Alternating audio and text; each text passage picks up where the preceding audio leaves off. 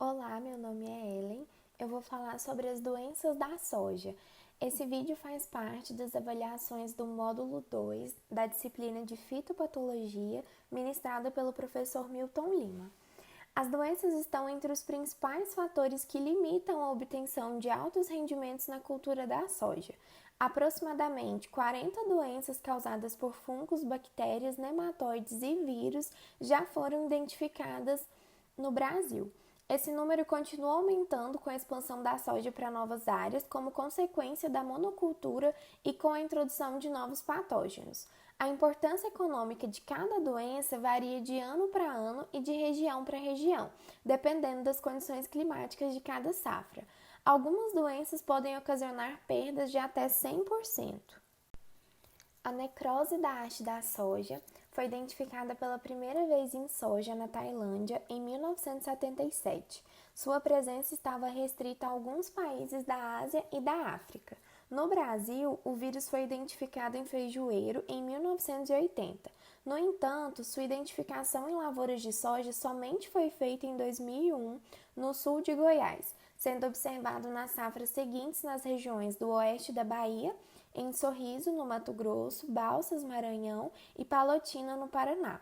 Os danos têm sido sempre severos e, dependendo da cultivar, a doença pode matar todas as plantas. Sintomas: tornam-se bastante evidentes na floração e início de formação de vagens. Quando aparecem os sintomas de queima do broto, as hastes tornam-se necróticas e as plantas acabam morrendo.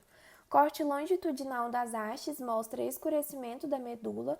Plantas que não morrem apresentam severo nanismo e folhas deformadas. Infecções na fase inicial da cultura normalmente não são percebidas pelos agricultores. As folhas apresentam sintomas de mosaico, com forte formação de bolhas no limbo foliar. Nessa fase, podem aparecer plantas com queima do broto, fato que dificulta o diagnóstico. Plantas infectadas podem produzir vagens deformadas e com grãos pequenos. Etiologia: esse vírus é pertencente à família Flexiviridae e ao gênero Carlavírus, com partículas alongadas medindo entre 10 e 15 nanômetros de diâmetro e entre 650 e 700 nanômetros de comprimento. Uma característica importante da infecção por esse vírus é a presença de partículas falcadas agrupadas na forma de feixes nas células infectadas. A proteína do capsídeo tem massa molecular de 30 kDa. A maioria dos carlavírus é transmitida por pulgões. No entanto, esse vírus é transmitido pelos biótipos A e B de mosca branca, Bemisia tabaci, de modo não persistente. O biótipo A é quase inexistente no Brasil, devido à maior fecundidade e agressividade do biótipo B. Embora haja um relato da transmissão do vírus por sementes de soja na África, esse fato não foi comprovado em cultivares brasileiras. Até o momento, soja, calpi, feijoeiro, jala, amendoim e amendoim utilizado como cobertura em jardins foram infectadas pela necrose da haste da soja. Controle: o controle da mosca branca é inviável por ser antieconômico. Além das dificuldades de controle do vetor, a transmissão de forma não persistente favorece a disseminação nos campos de soja. Diversos cultivares de soja são tolerantes e podem ser utilizados em regiões onde o problema se manifesta. O mosaico comum da soja, Soybean Mosaic Virus, que tem como sigla SMV. O vírus do mosaico comum da soja foi identificado no Brasil em 1955, no estado de São Paulo. Plantas infectadas podem produzir sementes manchadas, afetando sua qualidade. Além disso, pode haver redução no rendimento. Estudos conduzidos sob condições de campo, considerando a época de infecção e a incidência de plantas infectadas, mostraram redução em rendimento de até 70%, dependendo da cultivar utilizada. Levantamentos realizados nos estados do Paraná, do Mato Grosso do Sul e de Goiás demonstraram que os níveis de infecção no campo têm sido menores que 30%. Considerando esses dados e também o fato de que as plantas tornam-se infectadas no campo até os 30 a 40 dias após a semeadura, assume-se que as perdas de cultivares suscetíveis atinjam entre 5% e 16%, com uma média de 30% de plantas infectadas. O mosaico comum da soja está distribuído em todas as regiões do Brasil onde a soja é cultivada. No entanto, sua importância tem diminuído a partir do uso de cultivares resistentes. Além disso, nos estados do sul, observou-se que o controle biológico dos afídeos vetores tem reduzido a disseminação desse vírus no campo. Sintomas: plantas infectadas apresentam trifólios encarquilhados, deformados, com algumas bolhas e com áreas verde claras e verde escuras distribuídas irregularmente sobre o limbo foliar. Algumas vezes, dependendo do isolado do vírus e da cultivar, podem aparecer lesões escuras nas vagens. Quando infectadas, até os 40 dias, as plantas apresentam porte reduzido e redução de produtividade. A maturação é atrasada e é comum encontrar plantas verdes no meio de plantas que já completaram o ciclo. Genótipos suscetíveis produzem sementes com manchas que cobrem total ou parcialmente o tegumento. Essas manchas são marrons ou pretas de acordo com a cor do hilo. Em algumas cultivares de hilo preto, as sementes podem apresentar manchas pretas com bordos marrons. Há, entretanto, genótipos suscetíveis que não produzem sementes manchadas. Numa mesma vagem, podem ser encontradas sementes total ou parcialmente manchadas ou sem manchas. Sementes sem manchas podem transmitir o vírus e originar plântulas infectadas. No entanto, nem todas as sementes manchadas originam plântulas infectadas. O mosaico comum da soja tem partículas alongadas e flexuosas, medindo de 710 a 750 por 12 a 15 nanômetros e pertence ao gênero Potivírus, família Potiviridae. O ácido nucleico corresponde a 5% da partícula e é constituído por fita simples de RNA com massa molecular de 3,25 kDa. A capa proteica é constituída por um polipeptídeo com peso molecular variável de 28 a 33 kDa. Fotomicrografias do tecido foliar infectado mostram a ocorrência de inclusões proteicas no citoplasma, em forma de catavento, características do gênero Potivírus. Diversas espécies de pulgões transmitem o mosaico comum da soja de forma não persistente. Quando transmitido por sementes, as plântulas infectadas apresentam folhas primárias com intenso mosaico e distorções. As taxas de transmissão do vírus através das sementes variam de 0,5% a 7%, mas há relatos que em cultivares mais antigas chegaram a atingir 50%. Após o aparecimento de plântulas infectadas, os pulgões, embora não sendo parasitas da soja, transmitem o vírus através de picadas de prova para outras plantas a curtas ou longas distâncias. O número de plantas hospedeiras desse vírus não é grande e no Brasil apenas algumas cultivares de feijoeiro são conhecidos como hospedeiros naturais. Em 1990, uma nova estirpe do mosaico comum da soja foi identificada na Colômbia, infectando o Centrosema macrocarpum. Controle. A semelhança de outras viroses vegetais, a maneira mais eficiente de se controlar essa doença é através de cultivares resistentes. A resistência a esse vírus é condicionada por alelos dominantes. Diversas cultivares resistentes estão disponíveis aos agricultores. Queima do broto da soja, Tobacco Strike Virus, TSV. A queima do broto da soja foi descrita pela primeira vez em 1946 nos Estados Unidos, como sendo causada pelo vírus da mancha anelar do fumo. Em 1955, no Brasil, sintomas similares foram descritos causados pelo vírus da necrose branca do fumo. Atualmente, há descrições de outros vírus causadores de sintomas semelhantes. A ocorrência da queima do broto da soja no Brasil foi relatada pela primeira vez em 1955 no estado de São Paulo. Observações posteriores comprovaram que essa doença encontrava-se também em algumas regiões do Paraná. Acredita-se que a ocorrência do vírus da queima do broto da soja esteja restrita a apenas alguns locais dos estados do Paraná e de São Paulo, devido à presença natural de hospedeiros do vírus, além de certas espécies de trips transmissoras. Campos de soja próximo às áreas com grande infestação de cravorana, principal hospedeira do vírus, em cujas inflorescências desenvolvem-se grandes quantidades de trips, apresentam altas taxas de infecção. Outras espécies vegetais naturalmente infectadas por esse vírus são tomateiro, girassol, picão, amendoim, crotalária e fumo. Sintomas: plantas infectadas nos estádios iniciais apresentam o broto apical curvado, necrosado e facilmente quebrável. Normalmente apresentam escurecimento da medula da arte principal, o que se constitui no principal sintoma para diagnóstico dessa doença.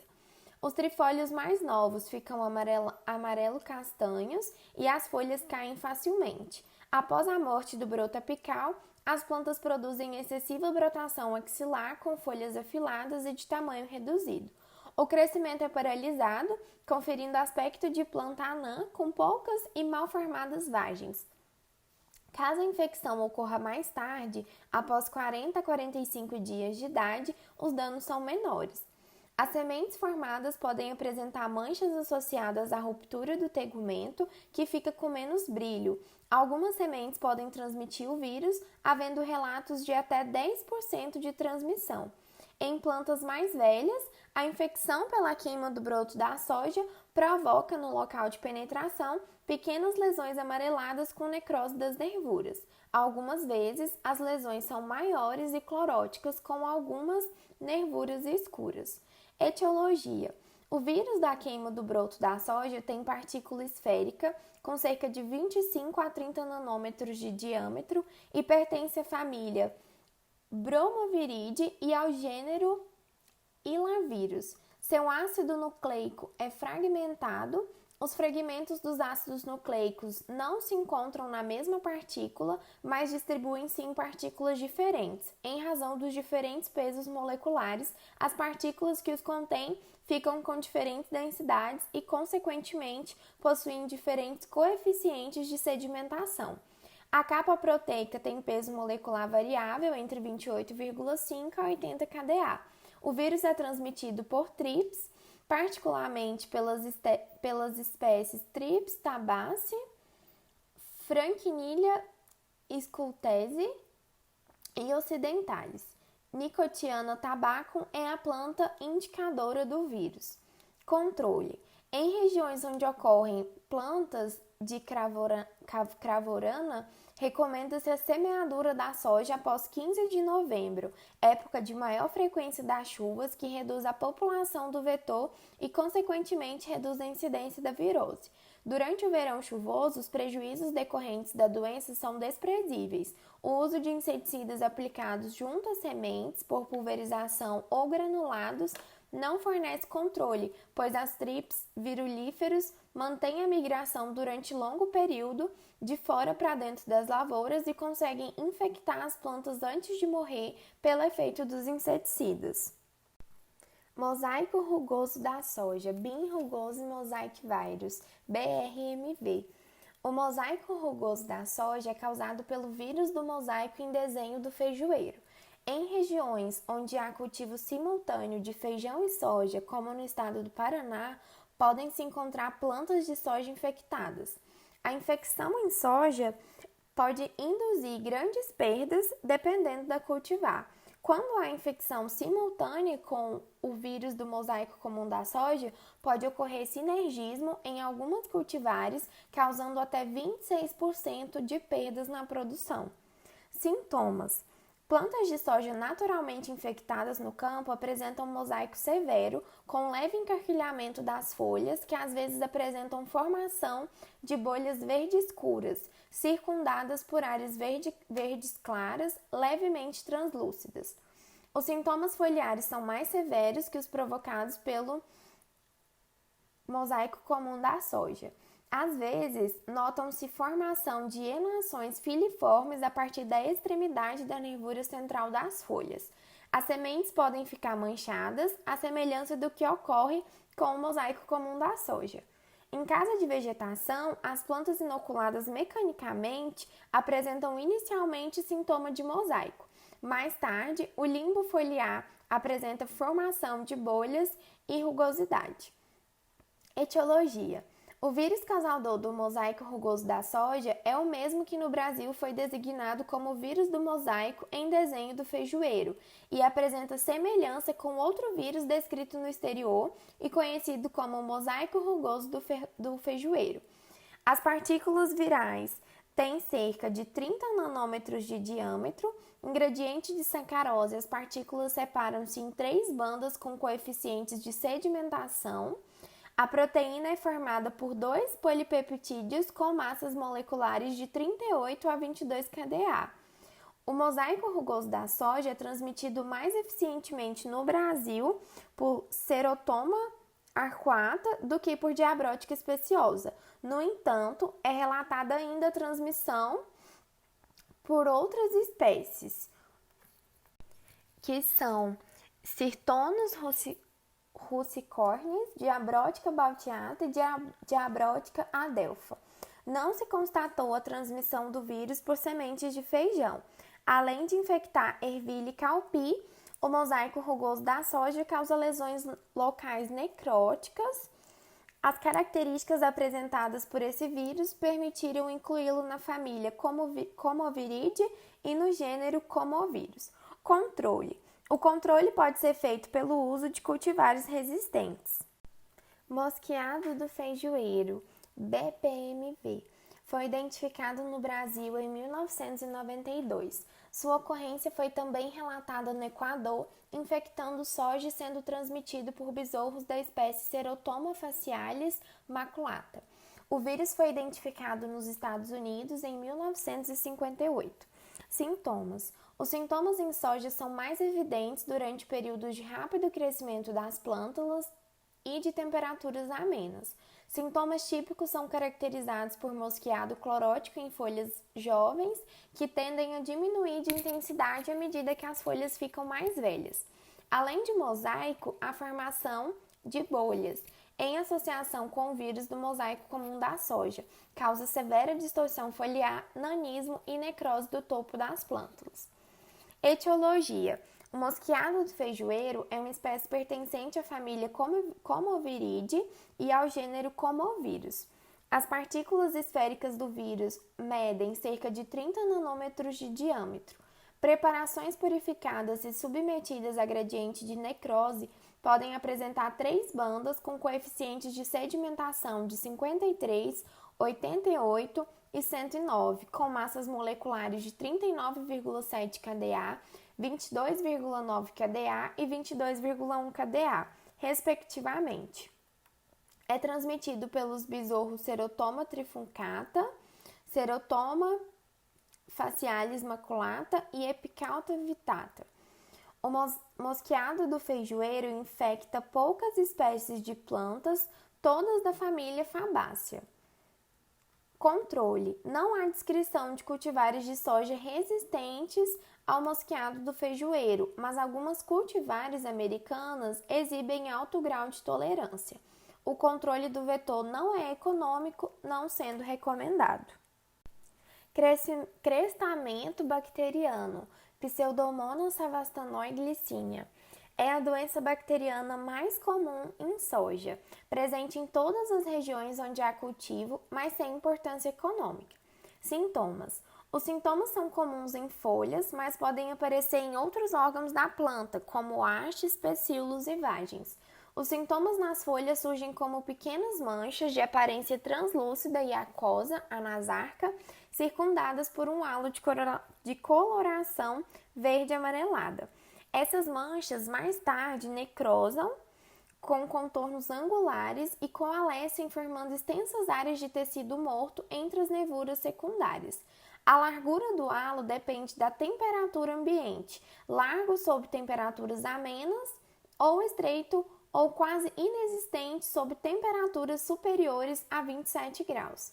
Na fase inferior da folha, as manchas são de coloração quase negra e apresentam na presença de orvalho uma película brilhante formada pelo exudato da bactéria. Ataques severos resultam em rompimento do limbo foliar. Etiologia: é uma bactéria móvel gram-negativa, bastonete, de 1,2 a 1,5 por 2,3 a 3,3 micrômetros, com terminação arredondada e um ou vários flagelos polares. As colônias em meio nutriente agar são circulares, lisas e brilhantes, brancas, mas não viscosas. Produz pigmento fluorescente verde amarelado em meio de cultura. A temperatura ótima para crescimento é 24 a 26 graus Celsius. A bactéria produz toxinas in vitro e in vivo que são responsáveis por alguns dos sintomas. Existem pelo menos 8 raças descritas no Brasil. Sementes infectadas e restos de cultivo de soja são fontes iniciais de inóculo.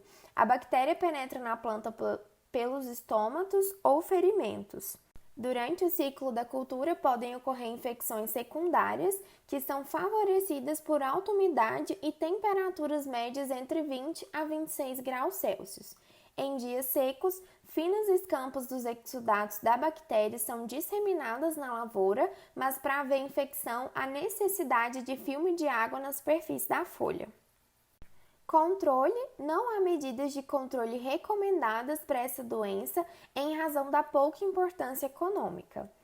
Pústula bacteriana, Xanthomonas axonopodes glycinis, está distribuída na maioria das áreas produtoras de soja no mundo e em cultivares suscetíveis pode causar redução de produtividade. Sintomas: os sintomas são mais comuns nas folhas, mas também aparecem nas hastes e nas vagens. As manchas são arredondadas, nunca angulares, de coloração verde amarelada e com centro elevado de cor amarelo palha, que se tornam necróticas em pouco tempo, geralmente com estreito halo amarelo, que pode alargar-se nas lesões mais velhas. As manchas dispostas irregularmente na superfície da folha aumentam em tamanho com a evolução da doença. Em ataques intensos, pode ocorrer grande número de lesões que coalescem, tornando a superfície da folha quase totalmente necrosada. Nessa situação, pode haver rupturas no limbo foliar e queda prematura de folíolos. Nos estágios iniciais, é possível diferenciar a pústula do crestamento bacteriano pela existência de uma pequena elevação de cor esbranquiçada no centro da mancha na fase inferior da folha. A pústula pode estar presente também na face superior da lesão. A coloração das lesões necróticas das duas doenças também pode servir como fator de diferenciação entre elas. A mancha necrótica da pústula bacteriana é de coloração parda, contornos arredondados e não apresenta brilho, enquanto que a lesão necrótica do crestamento bacteriano é de contornos angulares de coloração pardo escura a negra, com brilho na face inferior.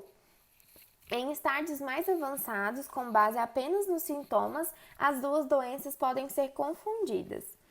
Etiologia: é uma bactéria móvel gram-negativa, bastonete de 0,5 a 0,9 por 1,4 a 2,3 micrômetros, com um flagelo polar. A bactéria cresce lentamente em meio de cultura. A temperatura ótima para crescimento é de 30 a 33 graus Celsius. O patógeno é transmissível pela semente, que não mostra sintoma típico, e por restos de cultura. A bactéria penetra na planta pelas aberturas naturais e por ferimentos. A infecção é favorecida pela ocorrência de umidade do ar e temperaturas altas acima de 28 graus Celsius. A disseminação ocorre pela chuva e pelo vento, que transportam a bactéria, resultando em infecções secundárias. Controle: o uso de cultivares resistentes é o principal método de controle dessa doença. Essa resistência foi descoberta na cultivar norte-americana CNS e é governada por um gene recessivo. Mancha bacteriana marrom. O primeiro relato da bactéria em soja foi nos Estados Unidos em 1975. Na safra 2011-2012, foi relatado em lavouras de soja do Brasil, no estado do Paraná. quedas de produtividade de até 19% em cultivares suscetíveis, com média de 12,5%, são relatadas na literatura. Sintomas: ocorrem principalmente nas folhas, como pequenas lesões cloróticas que aumentam e podem tomar todo o folíolo. Não ocorre a nasarca. A clorose começa de forma oval ou alongada, frequentemente na margem das folhas, e progride para o centro. As lesões podem coalescer, formando áreas necrosadas de coloração marrom, que com a ação do vento e da chuva podem rasgar a folha. As sementes podem ser descoloridas em decorrência do crescimento da bactéria e as plântulas resultantes de sementes infectadas podem apresentar enfesamento. O sintoma de murcha da planta que ocorre no feijoeiro, resultante da infecção sistêmica, raramente ocorre no Brasil. Etiologia: é uma bactéria gram-positiva, bastonete, geralmente móvel, com temperatura ótima de crescimento de 24 a 27 graus. Sobrevive em restos culturais, em sementes e no solo por pelo menos 2 anos e pode infectar as plântulas durante a germinação, penetrando no sistema vascular. Mostra crescimento relativamente lento em meio de cultura e ocorre em baixa concentração na planta, o que dificulta a diagnose e a identificação da doença, especialmente em programas de certificação de sementes ou inspeção quarentenária para importação ou exportação. Nas lavouras, a disseminação ocorre por ferimentos causados pelo contato entre folhas. Temperaturas entre 25 a 30 graus são favoráveis à infecção. Controle: recomenda-se o uso de sementes certificadas, a rotação de culturas com espécies não hospedeiras e o uso de cultivares resistentes. Crestamento foliar de Cercospora e mancha púrpura da semente, Cercospora kikuchi. O crestamento foliar de Cercospora ocorre em todas as regiões produtoras de soja do país, porém é mais severo nas regiões mais quentes e chuvosas. Pode ocorrer junto com a mancha parda, Septoria glycinis, constituindo complexo de doenças de final de ciclo. A redução de produtividade pode atingir até 30%. Além do crestamento foliar, a elevada incidência da doença resulta em alta frequência de sementes com mancha púrpura. Sintomas: Cercospora kikuchi ataca todas as partes da planta. Nas folhas, os sintomas são caracterizados por pontuações escuras, castanho-avermelhadas com bordas difusas, as quais coalescem e formam grandes manchas escuras, que resultam em severo crestamento e desfolha prematura. Pode ser observada a necrose ao longo dos tecidos vasculares da folha. Nas hastes, o fungo causa lesões vermelho-arroxeadas, levemente deprimidas, geralmente superficiais, limitadas ao córtex. As lesões nos pecíolos podem aumentar a desfolha, ficando os pecíolos aderidos à planta. Os sintomas são mais visíveis após os estádios de completa formação da vagem, R6, e início de maturação, R7.1, em áreas recém-desbravadas ou com fertilidade baixa, pode causar desfolha acentuada a partir do final da floração, R3. Nas vagens, aparecem pontuações vermelhas que evoluem para manchas castanho-avermelhadas. Através da vagem, o fungo atinge a semente e causa mancha púrpura no tegumento. No entanto, sementes infectadas podem não apresentar sintomas. Etiologia: o fungo esporula de forma abundante em tecidos infectados em condições de alta umidade e temperaturas de 23 a 27 graus. Os conídeos são hialinos, aciculares, retos ou curvos, multiseptados com tamanhos variáveis, medindo de 3 a 6 por 70 a 300 micrômetros. Estudo realizado com isolados de Cercospora kikuchi, obtidos de diferentes regiões de cultivo da soja do Brasil e com diferentes expressões de sintomas foliares, mostrou que o fungo apresenta grandes variações morfológicas, isoenzimáticas e patogênicas. O fungo é introduzido na lavoura por meio de sementes infectadas e sobrevive em restos culturais. Controle: deve-se utilizar semente certificada livre do patógeno, tratamento de sementes com fungicidas e aplicação de fungicida na parte aérea. Mancha parda ou septoriose, Septoria glycinis. A mancha parda ou septoriose é amplamente disseminada no país, podendo causar redução de rendimento de até 30%. A mancha parda é normalmente acompanhada pela incidência do crescimento foliar de Cercospora kikuchi, sendo consideradas como um complexo de doenças de final de ciclo. Sintomas. Os primeiros sintomas aparecem cerca de 2 semanas após a emergência, como pequenas pontuações ou manchas de contornos angulares, castanho-avermelhadas nas folhas unifolioladas. Em situações favoráveis, a doença pode atingir as primeiras folhas trifolioladas e causar desfolha. Nas folhas verdes surgem pontuações pardas menores que 1 milímetro de diâmetro, as quais evoluem e formam manchas com halo amarelado e centro de contorno angular, de coloração castanha em ambas as faces, medindo até 4 milímetros de diâmetro. Em infecções severas, causa desfolha e maturação precoce. Manchas marrons irregulares com margens indefinidas podem aparecer no caule, ramificações, pecíolos e vagens. Etiologia. O fungo Septoria glycinis tem como forma teleomórfica Mycos ainda não identificada no Brasil. O fungo produz pequinídeos no interior de tecidos infectados de formato globoso, 60 a 125 micrômetros de diâmetro, com aberturas nas superfícies inferior e superior das folhas. No interior dos pequinídeos são formados os conídeos hialinos filiformes curvados, medindo de 1,4 a 2 micrômetros por 21 a 50 micrômetros. Sob abundante umidade, uma massa de conídeos é expelida através dos poros, formando cirros que se acumulam externamente em forma de gotículas ou minúsculos bastonetes róseos, visíveis com lente de 20 de aumento. A dispersão dos conídeos ocorre através da ação de chuva, que suspende os conídeos em gotículas levadas pelo vento e depositadas na superfície a serem infectadas. A sobrevivência pode ocorrer na forma de micélio em sementes infectadas e em restos de cultura. O fungo necessita de um período mínimo de molhamento de 6 horas e temperaturas entre 15 e 30 graus para desenvolver sintomas com ótimo de 25 graus. Controle. Em razão da sobrevivência do fungo nos restos culturais, o controle mais eficiente é obtido pela rotação de culturas, acompanhado da melhoria das condições físico-químicas do solo, com ênfase na adubação potássica.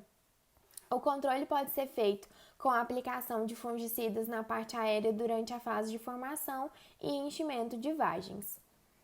Mancha-olho de rã, Cercospora solgina. A mancha-olho de rã é uma doença comum na maioria das regiões produtoras de soja no mundo. Foi relatada no Brasil em 1970. As perdas causadas por essa doença variam de 10 a 60%.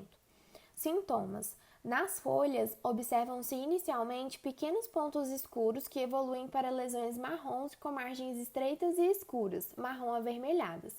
Com o passar do tempo, a área central das lesões mostra coloração castanho claro e acinzentada na face superior. Na face interior das folhas, as lesões são mais escuras. Apenas a área central das lesões, onde são produzidas os conídeos do fungo, tem coloração acinzentada. As lesões são circulares e angulares, com diâmetro de 1 a 5 milímetros e podem coalescer, tomando até 30% da superfície foliar e provocando a desfolha prematura. Lesões na haste são menos comuns e geralmente aparecem no final do enchimento do grão. Lesões nas vagens são circulares e alongadas e ligeiramente deprimidas, com coloração marrom avermelhada. Com o tempo, as lesões tornam-se marrons e cinza claras, com estreitas margens marrom escuras. Nas sementes, os sintomas aparecem como áreas cinzentas ou marrom escuras que podem chegar a cobrir todo o tegumento e apresentar rachaduras. Etiologia. Cercospora solgina produz estroma pequeno de até 35 micrômetros de diâmetro intraepidermal e subestomático. Produz conidióforos solitários ou agrupados de coloração marrom, pálidos em direção ao ápice, simples, raramente ramificados, de largura irregular, constritos nos pontos de proliferação, truncados no ápice, retos, ageniculados, com 4 a 6 por 55 a 200 micrômetros. Os conídeos são hialinos, fusiformes, truncados e espessos na base, obtusos no ápice, com 5,5 até 9 por 25 a 70 micrômetros e 0 a 10 septos, com parede fina e lisa. O fungo sobrevive em restos de cultura e pode ser disseminado a longas distâncias pela semente. Os conídeos germinam na presença de água e com temperaturas entre 25 e 30 graus, produzindo um ou mais tubos germinativos. Controle. Apesar da alta variabilidade ao fungo, que representa 25 raças relatadas no Brasil, o controle com cultivares resistentes tem sido efetivo no país. O tratamento de sementes com fungicida auxilia no controle da doença, sendo eficiente no controle. Oídio, Microsphaerella difusa. O oídio é uma doença comum nas lavouras de soja por ser favorecido por temperaturas amenas e baixa umidade. Sua ocorrência é mais frequente em regiões altas, onde predominam temperaturas noturnas amenas. Sintomas. O fungo ataca toda a parte aérea, folhas, pecíolos, hastes e vagens, onde se observam estruturas brancas constituídas de micélio e esporos do patógeno. Nas folhas, com o passar do tempo, a coloração branca do fungo muda para castanha acinzentada. Em condições de infecção severa, a doença pode causar seca e queda prematura das folhas. Etiologia. O fungo Microsphaerella difusa é um parasita biotrófico. Na forma anamórfica, o fungo produz micélio na superfície da planta e se nutre através de haustórios intracelulares nas células epidermais. Muitos conídeos são produzidos em cadeias originadas de conidióferos simples. Os conídeos apresentam dimensões que variam de 17 a 21 por 28 a 54 micrômetros, leve formato de barril e de extremidades achatadas. A disseminação ocorre facilmente pelo vento e as condições que favorecem a ocorrência da doença são temperaturas amenas, de 18 a 24 graus, e baixa umidade. Controle. O método mais eficiente de controle é o uso de cultivares resistentes. O controle químico com fungicidas também pode ser utilizado. Ferrugem, Phacopsira pachyrizi e Phacopsira meibomiae. A ferrugem da soja foi relatada pela primeira vez no Japão em 1902 como Uredo sojai. Até 1992, acreditava-se que a única espécie de fungo causava ferrugem da soja, então denominada Phacopsira pachyrizi. Os primeiros relatos da ferrugem da soja no continente americano foram feitos na década de 70, em Porto Rico, em 1976, e no Brasil, em 1979. Embora descrito como Phacopsira pachyrizi, o comportamento do fungo no hemisfério ocidental era menos agressivo do que o observado na Ásia e Austrália. A diferenciação das espécies foi confirmada com base na morfologia entre os anamorfos e teleomorfos das populações.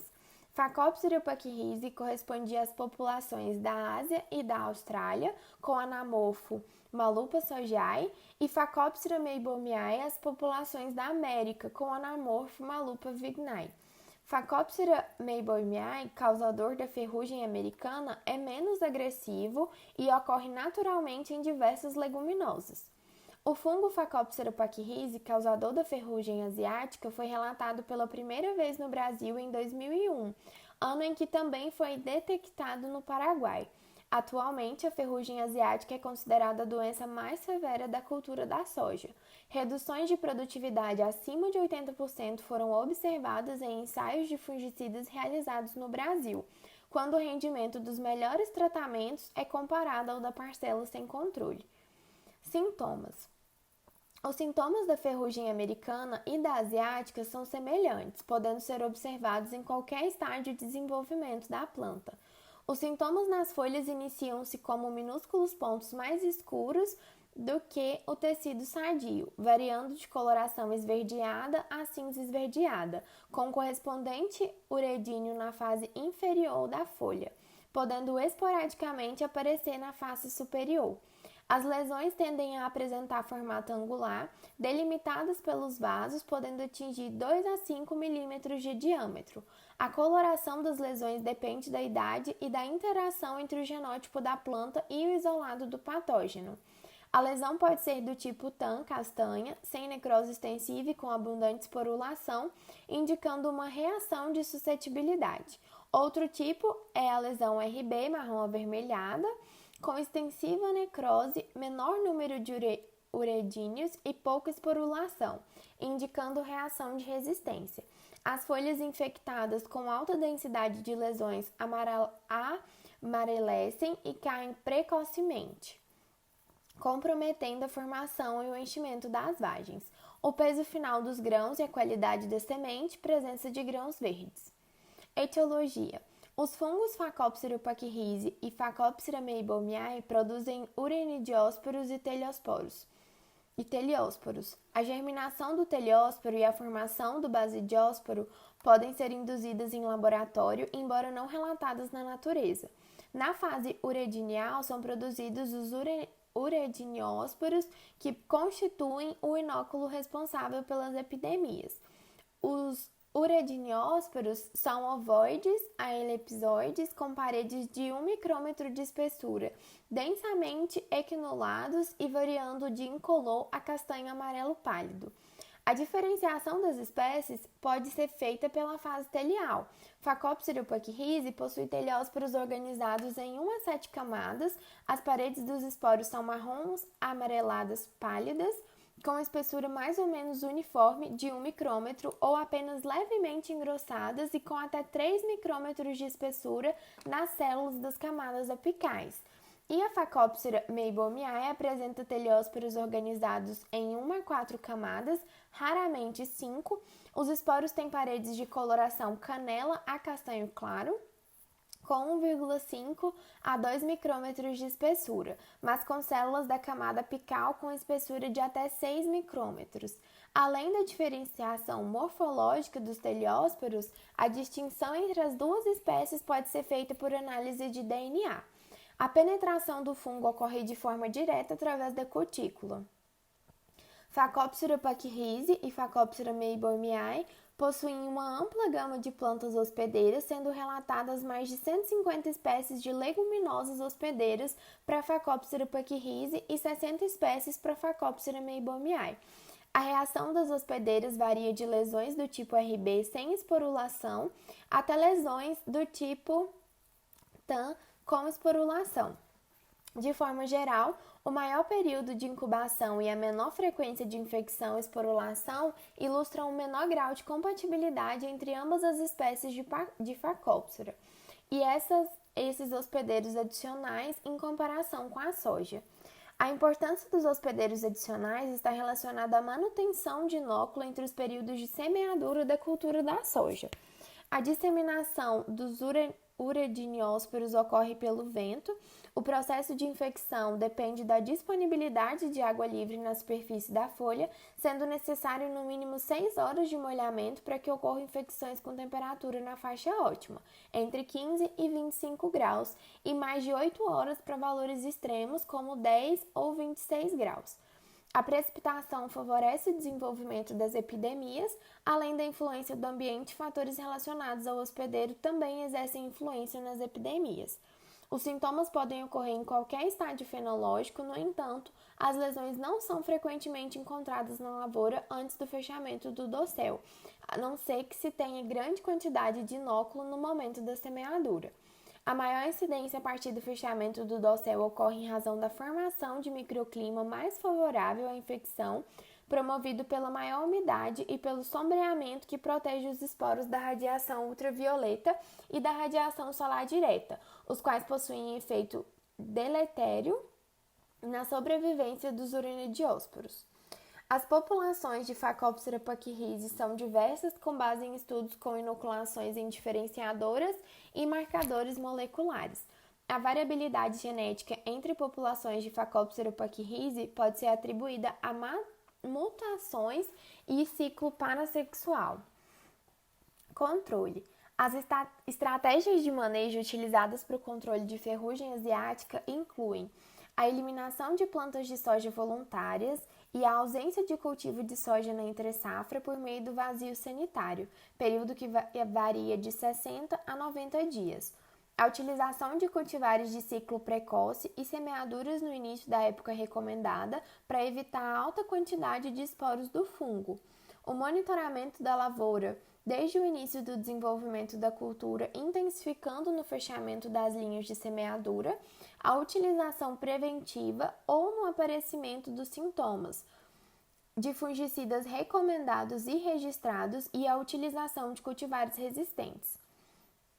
Os principais fungicidas utilizados no controle da ferrugem pertencem aos grupos dos inibidores de desmetilação, triazóis, inibidores de quinonoxidase, estrobilurinas e inibidores de succinato desidrogenase, carboxamidas. A partir de 2007 e 2008, foi observada queda na eficiência dos fungicidas triazóis na região do Cerrado e em 2009 e 2010 na região sul do Brasil, em razão da seleção de isolados do fungo menos sensíveis a esse grupo. As recomendações de controle químico da ferrugem evoluíram para a utilização de misturas comerciais de diferentes grupos de fungicidas como estratégia anti-resistência. Embora 6 locos da resistência raça específica à ferrugem asiática já tenham sido identificados e mapeados no genoma da soja, há um número limitado de cultivares comerciais resistentes à doença. Mancha-alvo e podridão radicular de Corynesporum cassicula. A mancha-alvo foi relatada pela primeira vez no Brasil em 1976, ocorrendo inicialmente em regiões com temperaturas amenas e nas regiões altas do Cerrado. Atualmente é encontrada em praticamente todas as regiões de cultivo de soja do Brasil. Reduções de produtividade de até 35% têm sido relatadas em cultivares suscetíveis. Sintomas: a doença afeta folhas, caules, vagens, sementes, hipocótilos e raízes. Nas folhas, as lesões se iniciam por pontuações pardas com halo amarelado, evoluindo para grandes manchas circulares de coloração castanho claro e castanha escura, atingindo até 2 centímetros de diâmetro. Geralmente, as manchas apresentam uma pontuação escura no centro e anéis concêntricos, semelhante a um alvo. Cultivares suscetíveis podem sofrer severa desfolha, com manchas nas hastes e nas vagens. Áreas infectadas em pecíolos e hastes são marrom escuras e vão desde manchas até lesões alongadas fusiformes. As manchas nas vagens são geralmente circulares, com cerca de 1 milímetro de diâmetro, levemente deprimidas, com centro roxo ou preto e margens marrons. Durante os períodos de chuvas prolongados ou de alta umidade, as manchas podem coalescer e cobrir toda a vagem. Em alguns casos, o fungo penetra na parede da vagem e produz pequenas lesões castanho escuras nas sementes. A podridão radicular é observada com maior frequência em semeadura direta. Plantas infectadas aparecem distribuídas ao acaso com amarelecimento das folhas e maturação prematura. Lesões circulares alvais de coloração marrom escura avermelhada podem aparecer no hipocótilo, na raiz principal e nas raízes laterais, podendo causar o anelamento das raízes laterais. Raízes infectadas apresentam cor castanho claro. Após a morte da planta em solo úmido, as lesões tornam-se marrom violeta escuras, com abundante esporulação do fungo, ficando coberta por uma camada negra de conidióforos e conídeos. As lesões alongam-se e fundem com o envelhecimento da planta de soja, podendo causar descoloração em toda a raiz. Etiologia: Corynesporum cassicula produz conidióforos com 1 a 20 septos, de 4 a 11 por 44 a 350 micrômetros, isolados ou em grupos, e conídeos amarronzados, 39 a 520 por 7 a 22 micrômetros, isolados ou em cadeia, com 3 a 5 septos e de forma variada. Os conídeos germinam rapidamente no intervalo amplo de temperaturas. A faixa de temperatura ideal para o crescimento da maioria dos isolados é 18 a 21 graus. Alguns isolados crescem melhor a 28 graus. O fungo sobrevive em restos de cultura e em sementes infectadas, podendo colonizar uma ampla gama de resíduos no solo. Condições de alta umidade relativa são favoráveis à infecção na folha. Temperaturas no solo de 15 a 18 graus são ideais para a infecção e para o desenvolvimento da podridão radicular. O fungo que causa podridão radicular apresenta característica morfológica semelhante ao Cercospora cassicula, isolado de manchas foliares, porém, quando inoculado na parte aérea, causa apenas pequenas lesões necróticas sem evoluir para a mancha-alvo. Corinéspora cassicula infecta mais de 350 plantas hospedeiras em países tropicais e subtropicais. Controle. Para o controle da mancha-alvo, recomenda-se o uso de cultivares resistentes, o tratamento de sementes, a rotação e sucessão de culturas com milho e outras gramíneas e a utilização de fungicidas. Resistência de isolados de Corinéspora cassicula obtidos de folha de soja a fungicidas metilbenzimidazol carbamato foi relatada no Brasil em diferentes regiões produtoras.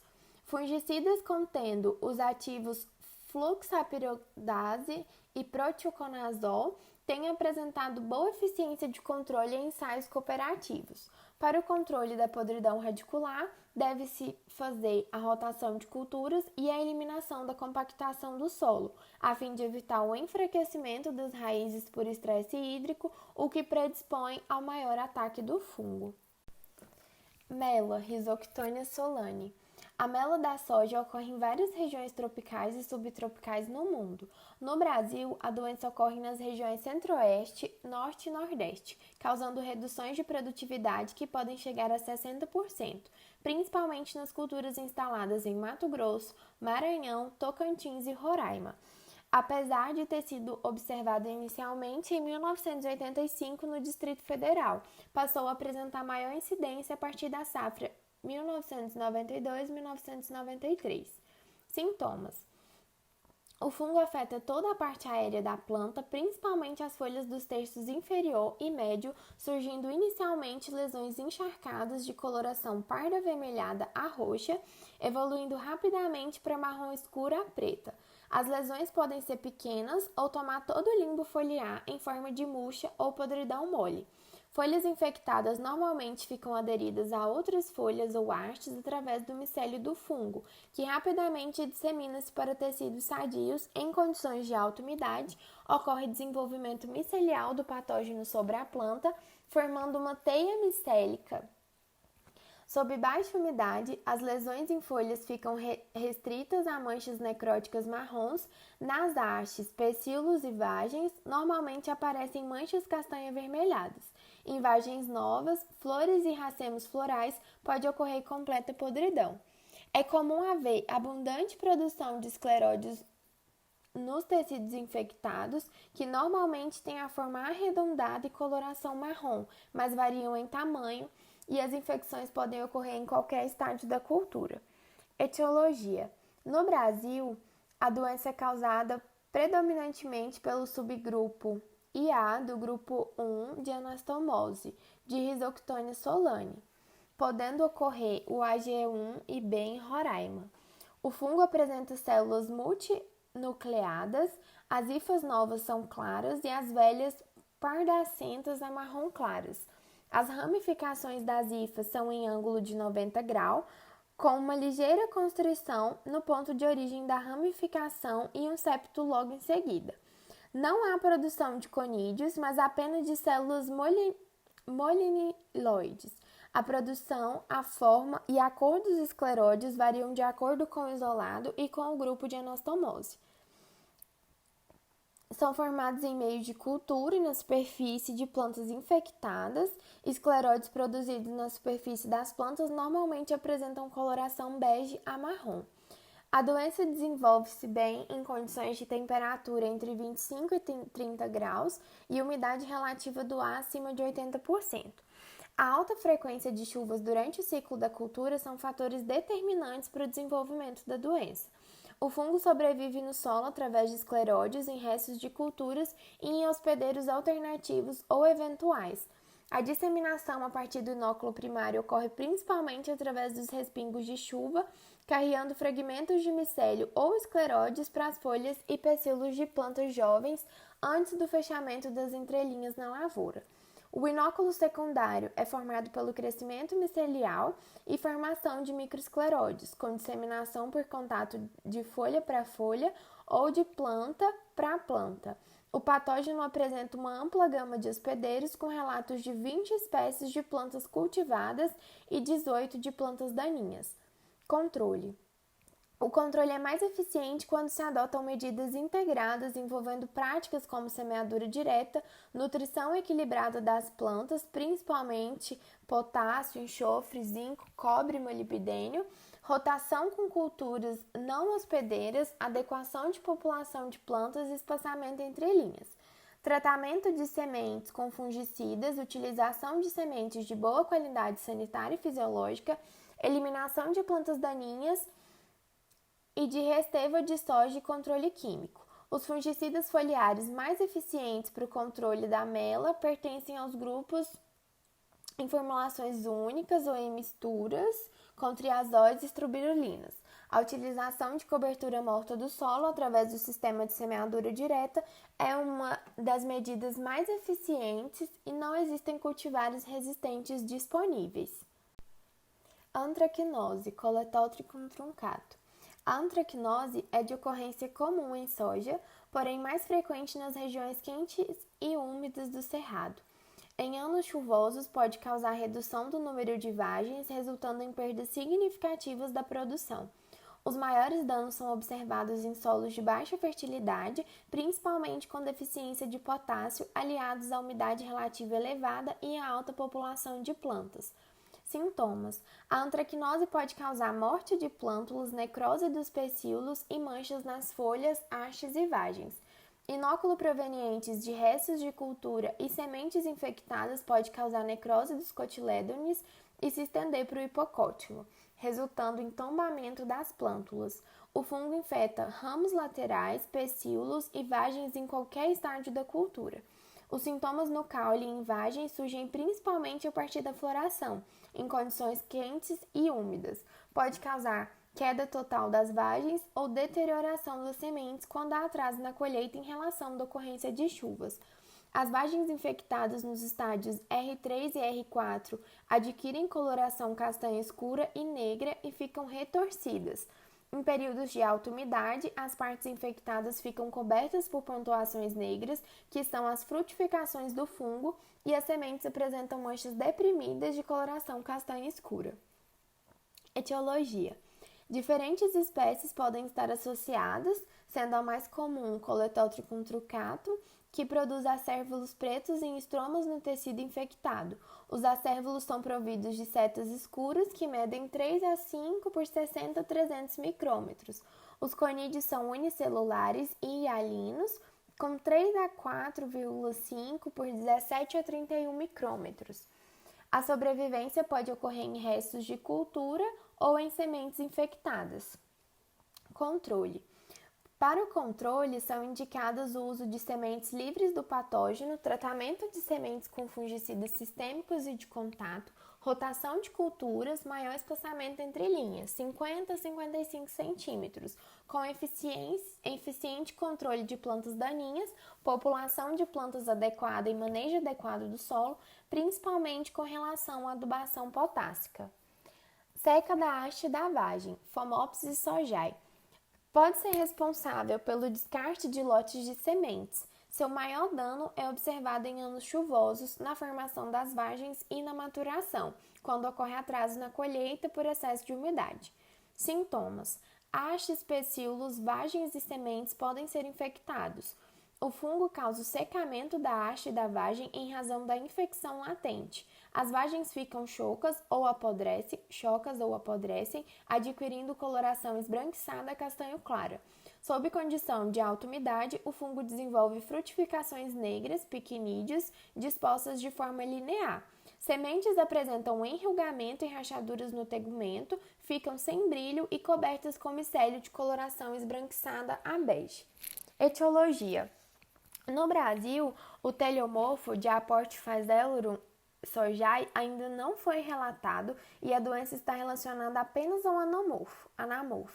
Várias espécies de Phomopsis podem ocorrer em soja, sendo mais frequente no país a espécie Phomopsis sojai. O fungo sobrevive em restos de cultura e sementes. A disseminação dentro da cultura é feita por respingos de chuva. Períodos prolongados de umidade associados a altas temperaturas na maturação favorecem a migração do fungo das vagens para as sementes. Controle. Recomenda-se o uso de sementes sadias, tratamento de sementes, rotação de culturas e manejo adequado do solo, principalmente com relação à adubação potássica. Durante a armazenagem das sementes em condição ambiente, Phomopsis perde a viabilidade rapidamente, ocorrendo ao mesmo tempo um aumento gradual na porcentagem de germinação. O tratamento de sementes com fungicidas sistêmicos, especialmente carbamatos, é eficaz para a erradicação do fungo. Cancro da haste, Diaportia spalate e Diaportia caulívora. O cancro da haste, causado por Diaportia spalate, foi identificado pela primeira vez na safra 88-89 no sul do estado do Paraná e em área restrita no Mato Grosso. Nas safras seguintes, foi encontrado em todas as regiões produtoras de soja do país, levando a perdas de 100% em algumas áreas. O cancro da haste, causado por Diaportia caulívora, foi identificado na safra 2005-2006 no Rio Grande do Sul. A doença tem evolução lenta, as infecções ocorridas logo após a emergência das plântulas formam os cancros entre os estádios de floração e de enchimento das vagens. Em cultivares precoces, a morte das plantas ocorre em estádios mais avançados, resultando em perdas menos acentuadas. As infecções ocorridas após os 40 a 50 dias da emergência normalmente não chegam a comprometer a produção. Sintomas. Os sintomas causados pelas duas espécies são semelhantes. Nas hastes, se iniciam por pequenos pontos negros que evoluem para lesões castanho-avermelhadas a negras, alongadas e elípticas, adquirindo coloração castanho claro com bordas castanho-avermelhadas.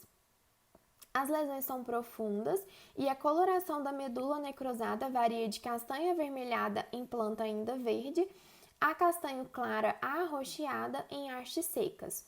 As folhas apresentam necrose interneval, folha carijó, permanecendo presas à planta. As lesões causadas por Diaportia caulívora normalmente circundam o caule, causando murcha e morte da planta. As lesões de Diaportia spalate alargam-se, mais raramente circundam a haste e não a murcha. Etiologia. Duas espécies de Diaportia causam cancro da haste, Diaportia spalate e Diaportia caulívora.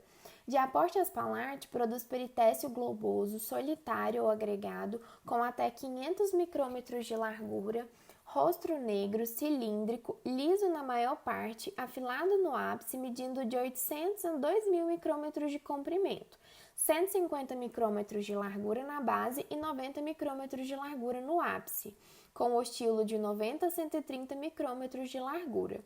Os ascos são unitunicados, cilíndricos, contendo 8 ascósporos bisseriados, com 7 a 10 por 52 a 60 micrômetros. As paráfises são septadas, não ramificadas, afinando em direção ao ápice com extremidade arredondada e se estendem acima dos ascos, com até 10 micrômetros de comprimento e 8 micrômetros de largura. Os ascósporos são hialinos, lisos, fusoides, mais largos no septo, afinando para ambas as extremidades, medindo 3,0 a 3,5 por 12 a 16 micrômetros, com septo e 1 a 2 gútulas por célula. Na fase anamórfica, os pequinídeos são formados em meio de cultura e na haste do hospedeiro. Produz alfaconídeos bigutulados, fusoides com extremidades obtusas, medindo de 2,3 a 6,9 micrômetros. Os betaconídeos são ausentes. Diaportia caulívora produz peritécios globosos, isolados ou agrupados, de 2 a 3 peritécios, com 230 a 310 micrômetros em seu maior diâmetro. Negros, rostro reto, lisos e comprimento de 330 a 520 micrômetros. Os ascos são unitunicados, elipsoides, medindo 6,5 a 10,5 por 24 a 35 micrômetros, mais largos no centro e arredondados no ápice e 8 ascósporos. Os ascósporos são hialinos, lisos, medindo de 8,2 a 10,1 por 2,2 a 10,9 micrômetros, elipsoides a fusoides, septados medianamente, com 2 gútulos em cada célula. A presença de piquinídeos não é comum e Diaportes palate é mais agressivo que Diaporte caulívera. Períodos prolongados com alta umidade e precipitação favorecem a dispersão de esporos e infecção. A sobrevivência ocorre em restos de cultura e em sementes. As plantas adultas adquirem resistência à infecção e ao desenvolvimento da doença. Controle. A doença causada por Diaportes palate é eficientemente controlada pelo uso de cultivares resistentes e ambos os fungos pelo tratamento das sementes.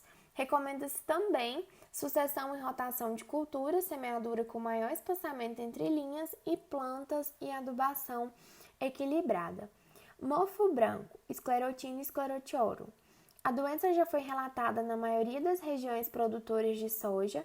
Além da soja, o fungo infecta mais de 400 espécies de plantas, entre monocotiledôneas e dicotiledôneas, com exceção das gramíneas. Sintomas. Os primeiros sintomas são manchas de anasarca, que evoluem para coloração castanho clara com abundante formação de micélio cotonoso, de coloração branca. Em poucos dias ocorre a formação de escleródios, uma massa negra e rígida, que é a estrutura de sobrevivência do fungo. Os escleródios têm tamanho variado e são formados tanto na superfície externa quanto no interior de hastes e vagens infectadas. O fungo é capaz de infectar qualquer parte da planta, porém as infecções iniciam-se com maior frequência a partir das inflorescências, das axilas, dos pecíolos e dos ramos laterais. Nas folhas, ocasionalmente, podem ser observados sintomas de murcha e seca. A fase mais vulnerável vai do estágio da floração plena, R2, ao início da formação das vagens, R3 a R4. Etiologia. O fungo forma escleróides compostos por 3 camadas distintas. Uma parede rica em melanina, responsável pela coloração negra dos escleródios e que confere resistência às condições adversas. Uma parede fina, córtex, e a medula branca, formada pelo micélio dormente do fungo. A germinação do escleróide pode ser carpogênica, com a produção de apotécios, ou miceliogênica.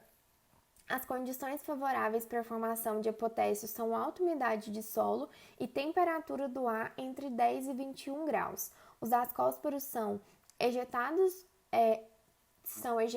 dos apotécios sob pressão, alcançando várias partes das plantas, encontrando nas flores as melhores condições de colonização, iniciando a infecção geralmente nos nós de origem dos racemos ou nos tecidos onde caírem as pétalas. A infecção de plantas adultas originada pela germinação miceliogênica de escleródios é pouco frequente. A transmissão por semente pode ocorrer tanto através de micélio dormente interno quanto pela presença de escleródios junto às sementes. Controle. Deve-se evitar a introdução do patógeno na área, utilizando sementes certificadas, livres do fungo e efetuar o tratamento das sementes com fungicidas do grupo dos carbamatos, associados a produtos de contato, para reduzir o risco da introdução por micélio dormente. Uma vez introduzido numa área, o fungo é de difícil erradicação.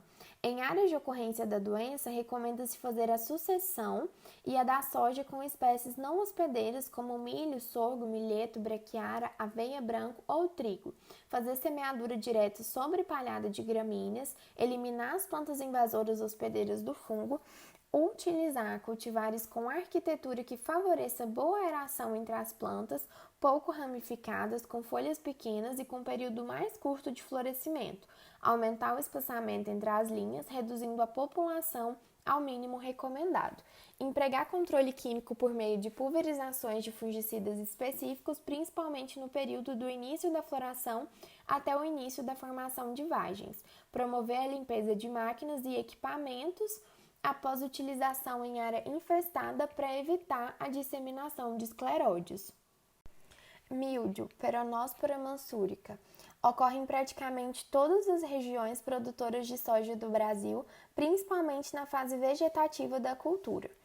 Sintomas. Os sintomas nas folhas se iniciam por lesões de 3 a 5 milímetros verde claras, que passam a amarelas e com a evolução da doença ocorre a necrose dos tecidos. As lesões podem coalescer. No verso dessas lesões, na face inferior da folha, aparecem as estruturas de frutificação do patógeno, de aspecto cotonoso e coloração acinzentada. As infecções na vagem podem ocorrer sem sintoma externo, o interior da vagem e a semente podem ficar cobertos com uma crosta purpurulenta, constituída de micélio e oósporos, resultando numa coloração bege a castanho claro do tegumento. Etiologia: Peronospora mansúrica é um parasita biotrófico e pertencente ao reino cromista, classe dos zoomicetos. Produz micélio intercelular e desenvolve austórios intracelulares no hospedeiro. Esporangióforos se ramificam dicotomicamente de 4 a 5 vezes. Os esporângios são elipsoides, quase globosos e germinam formando tubo germinativo. O patógeno é introduzido na lavoura por meio de sementes infestadas e por esporos disseminados pelo vento. A infecção é favorecida por temperaturas amenas e umidade elevada. Controle: à medida que as folhas envelhecem, tornam-se resistentes. Não há medidas de controle recomendadas em razão da pouca importância econômica da doença. Podridão pardo da haste, Cadophora gregata. No Brasil, a doença foi relatada no Rio Grande do Sul, na safra 89/90, causando reduções de rendimento entre 22% a 35%. Também ocorre em Santa Catarina e no Paraná, em regiões de temperaturas amenas, causa diminuição no tamanho das sementes ou queda de vagens em formação. Sintomas: as plantas infectadas mostram sintomas a partir do estágio de enchimento de grãos pelo escurecimento em tom de marrom escuro do sistema vascular e da medula da haste, algumas vezes mais intenso nos nós, e pela subdeclorose e necrose internerval das folhas, folha carijó, seguida da queda antecipada. Ao contrário do cranco da haste, que também causa necrose na medula, e folha carijó, a podridão parda da haste não apresenta sintoma externo, nem necrose ou escurecimento da parte lenhosa da haste. O sistema radicular permanece normal, embora a infecção ocorra através das raízes aproximadamente 30 dias após a germinação. Etiologia: o fungo produz esporos no interior do tecido infectado, podendo ser isolado de hastes, pecíolos e folhas. As hifas são hialinas, septadas e ramificadas, com diâmetro variando entre 1,2 e 4,7 micrômetros. Os conídeos são produzidos em sucessão na extremidade de fiálides e agregados em gotículas viscosas que formam cabeças não catenuladas e regulares. Conídeos asseptados, uniseptados e multiseptados podem ser observados em meio de cultura à base de extratos de semente de soja ou de haste de soja, não sendo produzidos em meio de cultura com dextrose. Conídeos asseptados são ovoides a elípticos e hialinos, apresentando dimensões médias e são produzidos 10 a 15 dias após o isolamento a 20 graus. Isolados do patógeno variam quanto às características culturais, tamanho de crescimento em cultura, esporulação, virulência e agressividade. Isolados altamente agressivos, conhecidos como genótipo A ou tipo 1 desfolhador, causam sintomas severos em folhas e em medula, levando à morte antecipada de plantas, enquanto que isolados menos agressivos, chamados genótipo B ou tipo 2 não desfolhador, causam sintomas apenas na medula. O agente causal sobrevive em restos culturais e no solo. O patógeno não é transmitido por sementes e pode ser disseminado através de movimentação de solo e de restos culturais de soja contaminados. O aumento de intensidade de sintomas, tanto foliares quanto internos da haste, é favorecido por temperatura do ar entre 15 e 27 graus e alta umidade do solo após o florescimento. Controle: é facilmente obtido com o uso de cultivares resistentes através de genes dominantes e independentes. Rotação de culturas durante no mínimo 3 anos também é eficiente. O sistema de semeadura direta tende a aumentar a incidência da doença. Podridão vermelha da raiz: Fusarium brasiliense, Fusarium tucumaniae e Fusarium Crassitipatum. A podridão vermelha da raiz foi observada pela primeira vez na safra 81-82 em São Gotardo, Minas Gerais, depois do Distrito Federal. Desde então, a doença tem sido encontrada nas principais regiões produtoras de soja do sul e dos cerrados. Sintomas: o patógeno infecta as raízes. O sintoma inicial na raiz é uma mancha avermelhada mais visível na raiz principal, geralmente localizada a 1 a 2 centímetros abaixo do nível do solo, que circunda a raiz e escurece, tornando-se quase negra. O córtex da raiz sofre necrose, enquanto a medula adquire coloração castanho clara, estendendo-se pelo tecido lenhoso da haste a vários centímetros acima do nível do solo. Em condições de alta umidade, forma-se um anel vermelho na base da haste. O fungo produz toxinas que se translocam e provocam necrose internerval, folha carijó. As raízes secundárias degradam-se rapidamente, ficando apenas a raiz principal. Sob condição de solo úmido, o córtex da raiz principal destaca-se com facilidade, expondo o lenho castanho claro. Etiologia: foram relatadas 3 espécies de Fusarium no Brasil associadas à podridão vermelha da raiz: Fusarium brasiliense, Fusarium crassitipitatum e Fusarium tucumaniae. Para diferenciar, é necessário observar os conídeos esporodoquiais. Fusarium brasiliense caracteriza-se por conídeos esporodoquiais, cilíndricos, septados e com extremidades arredondadas. O Fusarium tucumaniae produz conídeos esporodoquiais mais longos e estreitos. Quando cultivado em meio SNA, pode apresentar conídeos de 3 septos com comprimento acima de 50 micrômetros e largura de 4,5 a 5 micrômetros, e de 4 septos com comprimento normalmente acima de 60 micrômetros e 4,5 a 5 micrômetros de largura. Fusarium crassipitatum se diferencia dessas 2 espécies por produzir colônias amareladas em meio BDA, conidióferos longos e robustos, em sua maioria não ramificados e com a base engrossada. A doença predomina em solos úmidos e em temperaturas amenas. Solos compactados com acúmulo de água favorecem a ocorrência da doença, que aparece em reboleiras. Controle: deve-se evitar a semeadura em solos compactados e mal drenados e fazer sucessão e rotação de culturas com trigo e sorgo. No Brasil, não há cultivares resistentes disponíveis até o momento.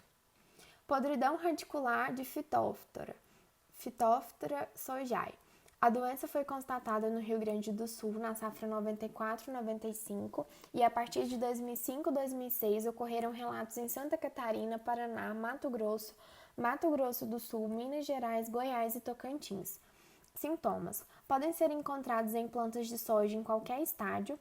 As plantas mais jovens são mais suscetíveis e morrem rapidamente. Em estádios mais avançados, os sintomas dependem da suscetibilidade da cultivar. O patógeno pode causar podridão de sementes, tombamento de plântulas e morte de plantas adultas. Os sintomas de tombamento por Phytophthora são semelhantes aos causados por Pythium e dificilmente o agente causal identificado no campo sem auxílio de testes de laboratório. Em plântulas, as folhas tornam-se amareladas e murchas e plântulas mortas podem ser encontradas esparsas ou em pequenos grupos na linha de semeadura. Em plantas adultas, ocorre apodrecimento radicular, clorose de folhas e murcha de plantas. As folhas secam e mantêm-se presas à haste e voltadas para baixo. A haste e os ramos laterais exibem apodrecimento de coloração marrom escura que circunda a haste e progride externamente de baixo para cima na planta, a partir da linha do solo, podendo atingir vários nós. Internamente, o córtex e os tecidos vasculares tornam-se escuros. Os tecidos da raiz principal e da haste permanecem firmes. Essas plantas são facilmente arrancadas do solo em razão do apodrecimento das raízes. Cultivares com moderada suscetibilidade podem desenvolver lesões lineares, estreitas, aprofundadas e escuras, em apenas um dos lados da haste, lesões essas muito semelhantes às de cancro da haste. Nesses casos, as plantas afetadas dificilmente murcham. Etiologia: A temperatura ótima para crescimento varia entre 25 e 28 graus. Ósporos dormentes têm paredes espessas e lisas que os protegem da dessecação e germinam através do tubo germinativo, que se desenvolve em hifa ou em esporângio. A germinação ocorre em água e é incrementada por baixos níveis de nutrientes e por exudatos de raízes. A temperatura ótima para a formação e germinação de ósporos é de 24 graus. Os esporangióforos são simples e indeterminados. O esporângio é obipiriforme, não papilado, de dimensões variáveis, podendo germinar tanto diretamente pela formação de tubo germinativo, quanto indiretamente pela extrusão de zoósporos. Esses são ovoides, afinados em uma ou em ambas as extremidades, achatados nos lados e apresentam dois flagelos. A temperatura ótima para sua produção é de 20 graus, nadam em água livre, no solo e são atraídos para raízes de soja, onde insistam, germinam e invadem o tecido vegetal. Ocorre principalmente em anos chuvosos ou em locais da lavoura com solo compactado ou sujeito a períodos prolongados de encharcamento. As condições climáticas ideais para a ocorrência de falhas na emergência de tombamento em plântulas são temperatura em torno de 25 graus e elevada umidade no solo durante a semeadura e a emergência. Solos compactados e semeadura direta também aumentam a intensidade de podridão por fitóftora.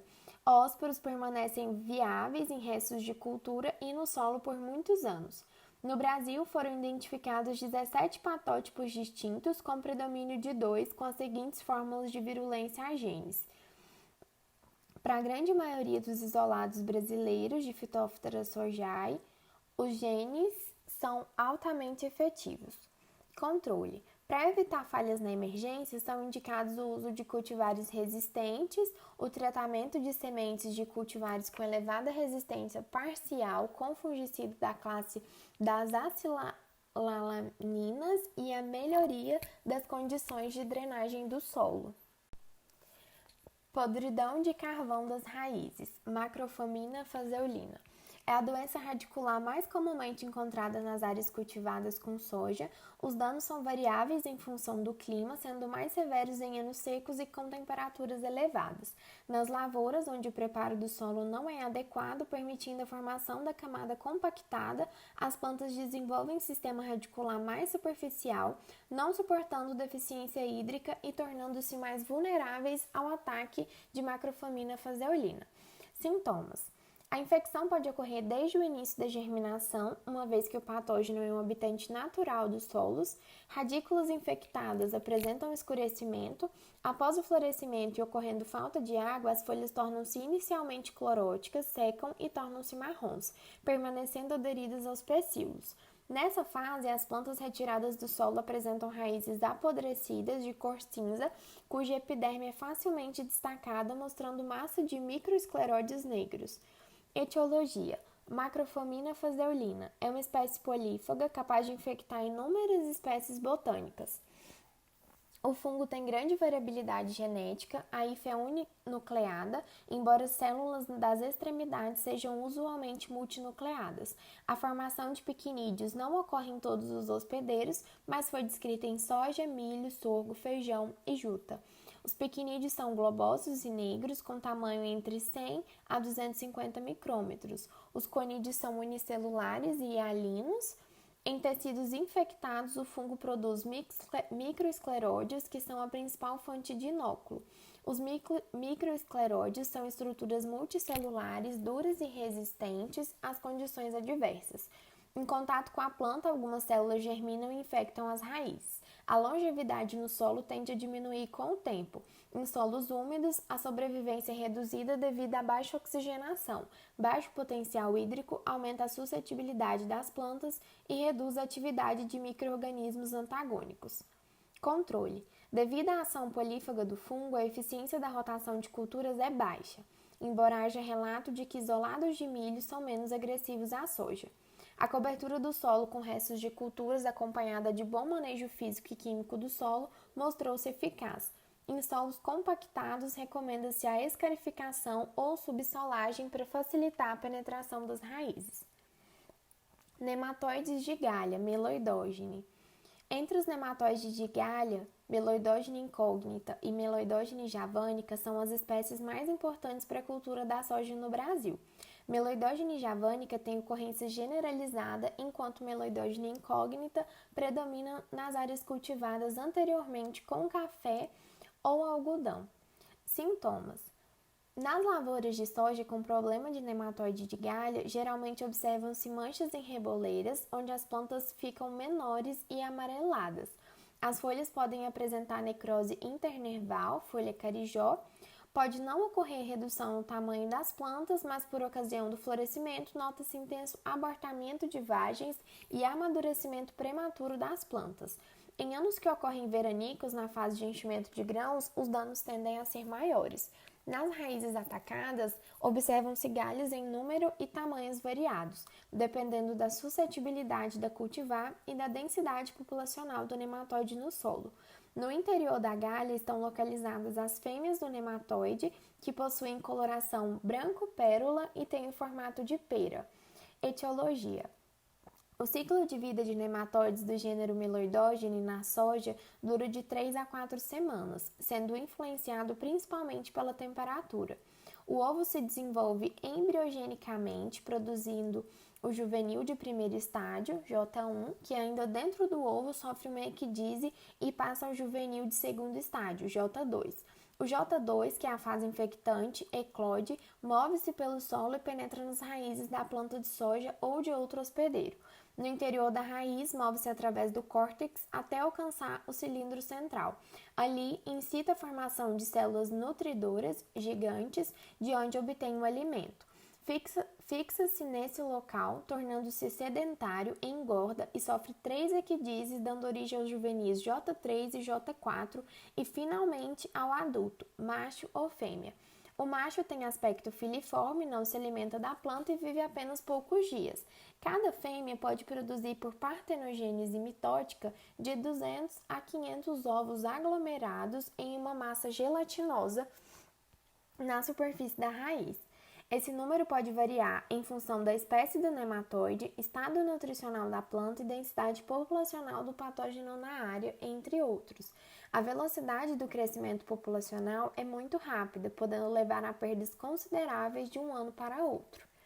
Controle: a identificação da espécie do nematóide de galha é de suma importância para se implementar programas de controle, como, por exemplo, a escolha da rotação ou da cultivar de soja resistente. A sucessão e rotação de culturas para o controle de nematóide de galha deve ser bem planejada, uma vez que a maioria das espécies cultivadas multiplica uma ou mais espécies de meloidogene.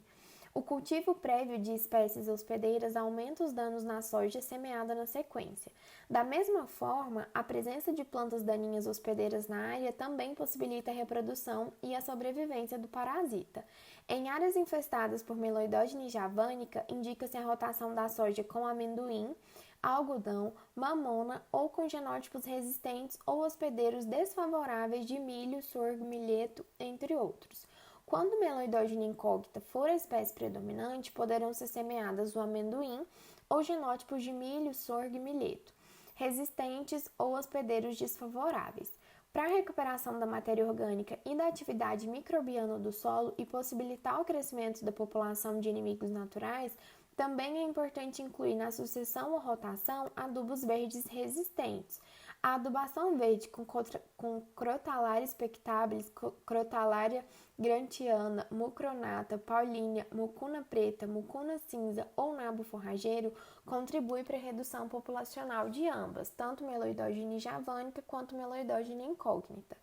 Atualmente, mais de uma centena de cultivares de soja resistentes ou moderadamente resistentes a Meloidogene incógnita e javanica estão disponíveis no Brasil. Quase todas são descendentes de uma única fonte de resistência, a cultivar norte-americana Bragg.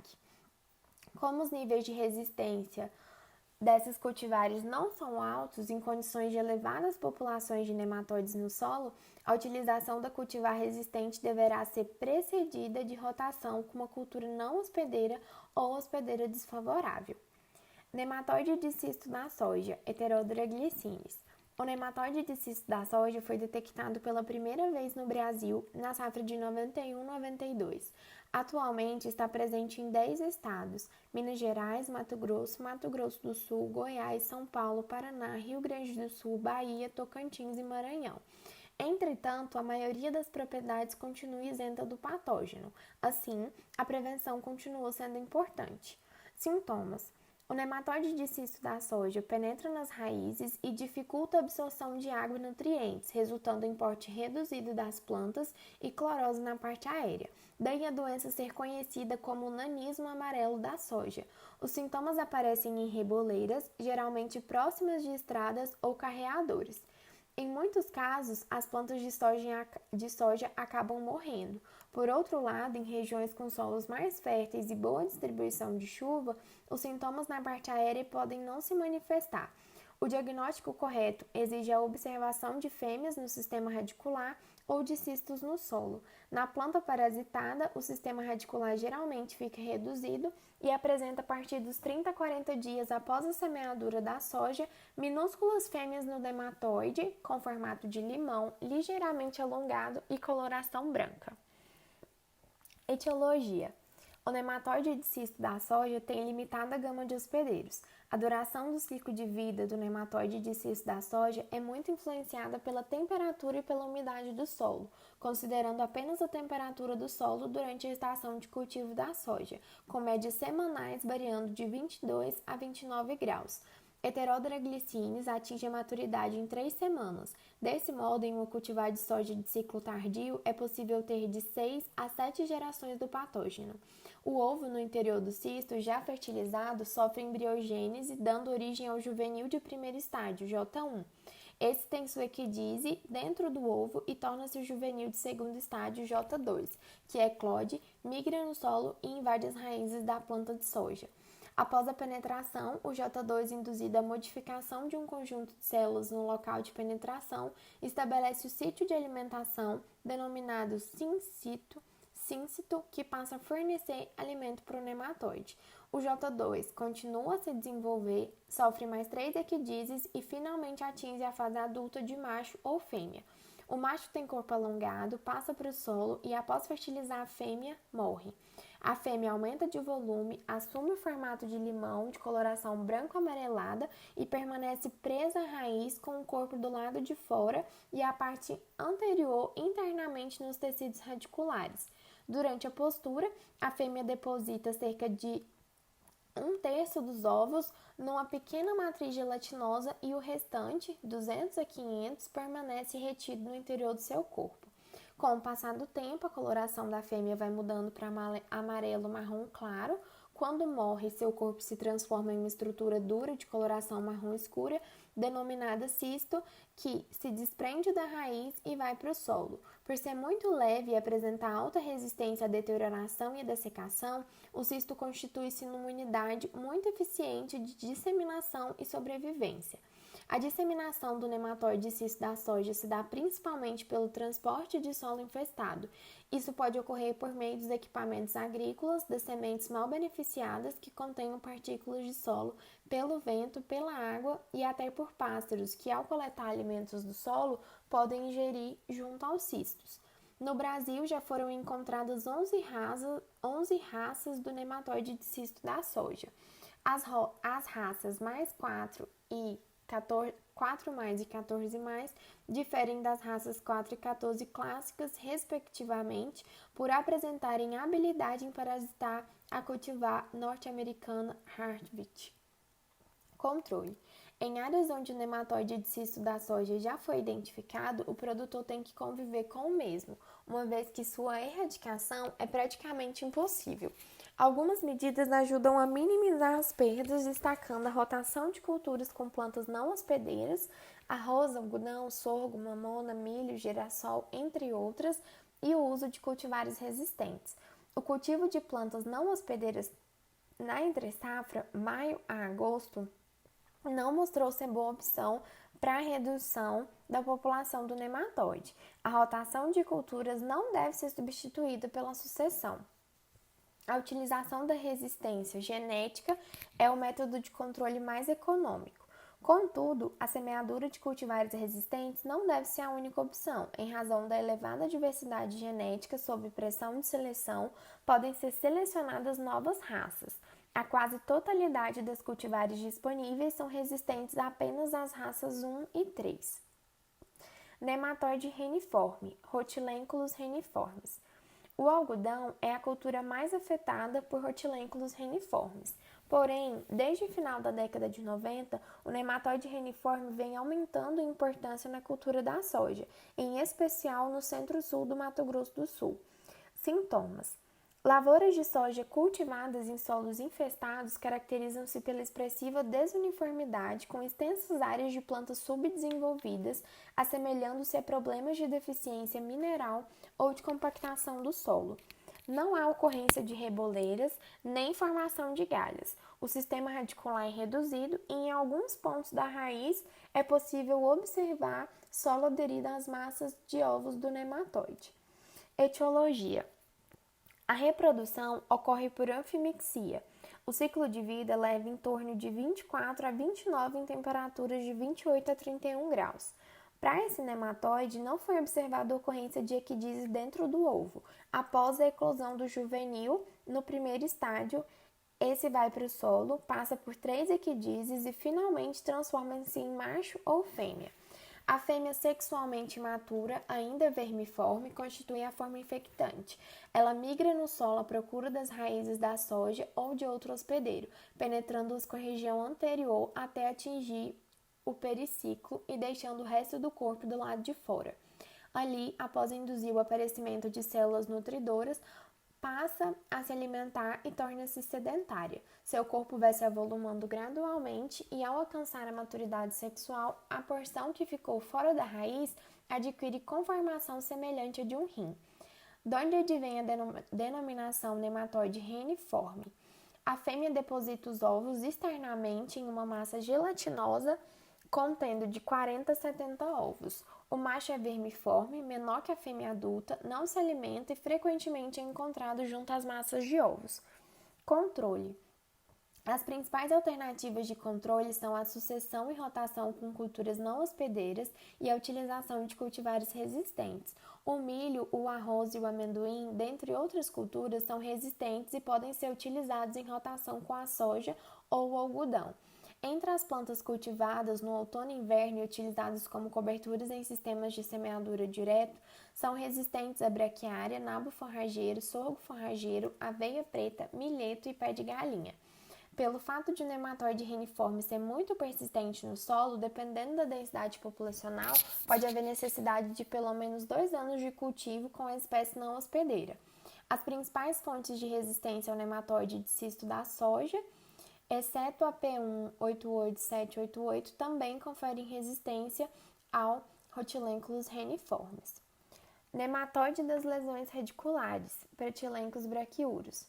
As perdas devidas ao nematóide das lesões aumentaram a partir da década de 2010, especialmente no Brasil Central. O parasita foi beneficiado por mudanças no sistema de produção, como, por exemplo, a implementação de um segundo cultivo na área, após a colheita da soja com cultura hospedeira, em geral o milho.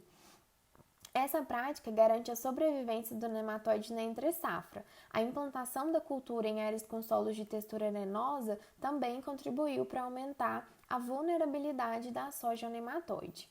Sintomas: ocorrem em reboleiras, onde as pontas atacadas ficam menores, mas continuam verdes. O sistema radicular, especialmente a raiz principal, apresenta-se parcial ou totalmente escurecido.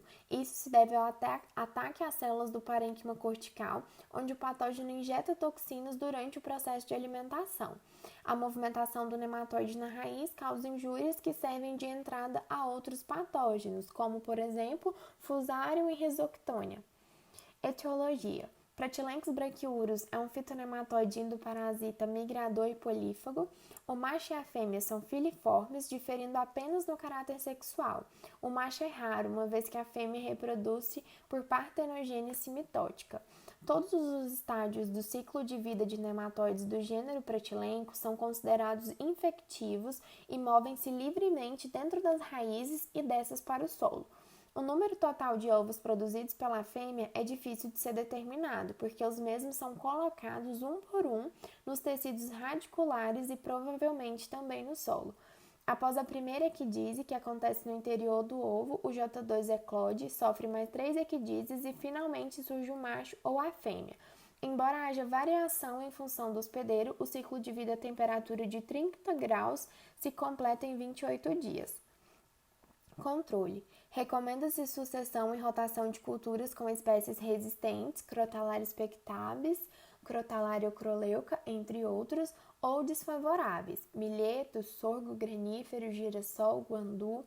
A eficiência de controle é maior com a rotação de culturas, pois a área permanece sem soja durante 18 meses, na sucessão devido ao curto período de ausência de hospedeiro. A população de nematóides ainda permanece alta. Até o momento, não estão disponíveis cultivares de soja resistentes ao nematóide das lesões radiculares. Outras doenças. Nanismo da soja. O vírus do nanismo da soja está presente em todas as regiões onde há presença da Euphorbia heterófila. No entanto, a doença em soja é de ocorrência esporádica. Além de vários cultivares de feijão infecta a soja, alguns híbridos de fumo. O nanismo observado em plantas de soja é um sintoma que pode ser causado por diversos tipos de vírus, mas é frequentemente associado a Euphorbia mosaic virus. Plantas de soja infectadas por esse vírus apresentam superbrotamento com redução e deformação do folíolo. A infecção em plantas mais velhas causa leve encarquilhamento e mosaico nas folhas. Pode ocorrer o aparecimento de bolhas. Plantas novas, quando infectadas, sofrem redução de porte e insignificante produção de vagens. É constituído por 2 partículas geminadas e possui ácido nucleico constituído de uma fita simples e circular de DNA em cada partícula. Por possuir partículas geminadas, ele é classificado como pertencente ao gênero Begonovírus, família Geminiviridae. A transmissão mecânica desse vírus para a soja não é comum, mas o vírus é transmitido através da mosca branca, Bemisia tabaci. Normalmente, durante o período de cultivo da soja, encontra-se no campo ou ao redor dele plantas infectadas com o vírus e que também hospedam a mosca branca. Normalmente, os agricultores já fazem o controle da planta hospedeira, o que tem reduzido a ocorrência de plantas de soja infectadas. Mosaico crespo. Esse vírus, conhecido inicialmente como vírus da clorose infecciosa das malváceas, causa o mosaico crespo em soja. Atualmente, diferentes espécies de sida são infectadas por inúmeros vírus dos gêneros Begonovírus. O vírus causa sintomas em plantas de soja que inicialmente apresentam folhas com mosqueado e com formação de rugosidade e bolhas. Os sintomas não aparecem em plantas jovens, 20 a 30 dias, pois na época dos primeiros plantios ainda não há ocorrência de alta população de mosca branca e de plantas de guanchuma infectadas ao redor dos campos de cultivo. Os vírus causam fortes cloroses. O vírus causa forte clorose mosqueada em folhas de guanchuma. Os vírus desse gênero possuem partículas medindo de 18 por 30 nanômetros. No Brasil, os hospedeiros mais comuns são algodão, batata, quiabo e feijão. O controle é feito através da erradicação dessas espécies nos campos de cultivo. Mancha foliar de Ascochyta, Ascochyta sojae. Essa mancha foliar ocorre principalmente nos cerrados. As manchas foliares iniciam-se como pequenos pontos castanho avermelhados que se expandem para lesões circulares atingindo até 1,5 centímetros. À medida que as manchas se expandem, a parte central torna-se castanho clara, diferenciando-se das bordas castanho avermelhadas. A parte central rompe-se com facilidade, deixando a folha furada ou rasgada. Na parte mais clara do centro, observam-se pequenos pontos castanho escuros que constituem os piquinídeos do fungo. Os conídeos são hialinos, elípticos, uniobcelulares, expelidos dos piquinídeos em forma de massa de esporos e são dispersos pela ação da chuva. A doença normalmente inicia-se em reboleiras. A baixa ocorrência não justifica medidas específicas de controle. Mancha foliar de Mirothecium. Ocorre principalmente nos cerrados, com maior frequência no Maranhão e no Piauí, podendo ser confundida com manchas de ascoquita e olho de rã. O fungo pode atacar toda a parte aérea da planta, mas é mais característico na folha. A lesão inicia-se por mancha circular verde clara, atingindo 3 a 5 milímetros de diâmetro. Na parte superior da folha, as manchas apresentam centro castanho claro e margem castanha escura. Na página inferior, a coloração é uniformemente castanho claro e sob condição de alta umidade. Apresenta pontos brancos como pequenos flocos de algodão, os quais constituem o micélio do fungo. Esse micélio dá origem a esporodóquios sésseis e transforma-se em pontos negros no centro das lesões. Os esporos são disseminados a curtas ou longas distâncias pela ação da chuva e do vento. A ocorrência tem início em reboleiras, a baixa ocorrência não justifica medidas específicas de controle. Tombamento e morte em reboleira de Rhizoctonia, Rhizoctonia solane. A infestação ocorre entre a pré-emergência e 30 a 35 dias após a emergência, sob condições de temperatura e umidade elevadas. O sintoma do tombamento inicia-se por estrias castanho-avermelhadas na raiz, nos primeiros centímetros abaixo do nível do solo. As estrias expandem-se, coalescem e resultam em podridão seca de coloração castanho a castanho avermelhada. Frequentemente, ocorre o estrangulamento da haste ao nível do solo, resultando em murcha, tombamento ou sobrevivência temporária, com emissão de raízes adventícias acima da região afetada. Essas plantas normalmente tombam antes da floração. No florescimento, ocorre podridão aquosa de coloração castanha na haste próxima ao nível do solo. O sistema radicular adquire coloração castanha escura. O tecido cortical fica mole e se solta com facilidade, expondo um lenho firme e de coloração branca castanho claro. Essas plantas morrem em grupos no campo, reboleiras, com as folhas presas voltadas para baixo. A morte em reboleira é observada geralmente após a floração em áreas recém-abertas. A taxa de transmissão do fungo por semente é baixa e sua importância é questionável, pois o mesmo ocorre naturalmente nos solos. A ocorrência do tombamento por Rhizoctonia solane pode ser reduzida por tratamento de sementes com fungicida para proteger contra o fungo presente no solo durante a emergência, por rotação da cultura com gramíneas e por eliminação da compactação do solo para evitar o encharcamento. Tombamento e murcha de Sclerotium, Sclerotium rufus. O tombamento ocorre em todas as regiões produtoras de soja e a murcha de planta adulta é mais frequente em regiões quentes e úmidas no norte e nordeste do Brasil. O tombamento é favorecido por altas umidades do solo e temperatura, principalmente onde há restevo em decomposição. O tombamento resulta de uma podridão mole aquosa que geralmente se inicia logo abaixo do nível do solo. Plântulas infectadas murcham e, ao serem puxadas, rompem-se com facilidade na área lesionada. Há presença de micélio branco escleródeos de cerca de 1 milímetro de cor creme a marrom. Após o fechamento das linhas, desenvolve-se em substratos orgânicos em decomposição da cultura anterior, localizados próximo ao colo da soja. Posteriormente, infecta a soja na região do colo ou na parte aérea, a planta afetada fica verde clara, murcha e seca. Nos pontos de infecção, ocorre abundante formação de micélio e escleródeos apenas na parte externa. Deve-se evitar semeadura adensada, usar maior espaçamento entre as linhas, favorecer a drenagem do solo e realizar a rotação com culturas não hospedeiras.